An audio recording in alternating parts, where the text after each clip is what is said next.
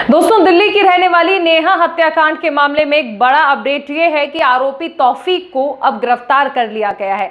जी हां, रामपुर से उसकी गिरफ्तारी हुई है। आपको याद होगा किस तरह से सोमवार को तौफीक ने बुर्का पहनकर घर में घुसने की कोशिश की। घर में घुस जाता है क्योंकि तौफीक को परिवार पहले से ही जानता था।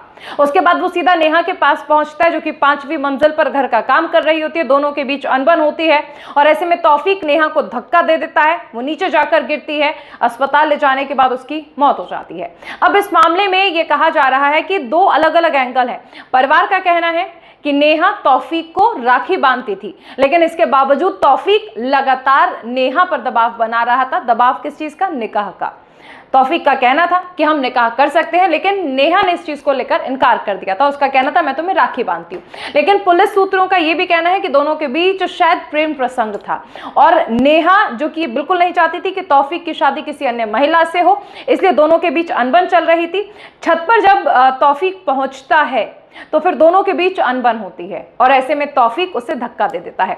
अब पुलिस कॉल रिकॉर्डिंग्स चेक कर रही है, सीसीटीवी चेक कर रही है, लेकिन ऐसे में एक सवाल ये भी उठता है कि अगर वाकई नेहा इस चीज के लिए दबाव बना रही थी कि तौफीक किसी और महिला से शादी क्यों कर रहा है, निकाह क्यों कर रहा है, तो फिर तौफीक को नेहा के घर में घुसने के लिए बुर्का पहनने की आखिर जरूरत क्या थी? ये कहीं ना कहीं ये दिखाता है कि तौफीक इस सोचकर आया था कि आज अगर नेहा के साथ उसकी बात नहीं बनती है तो शायद वो कोई गलत कदम उठा सकता है।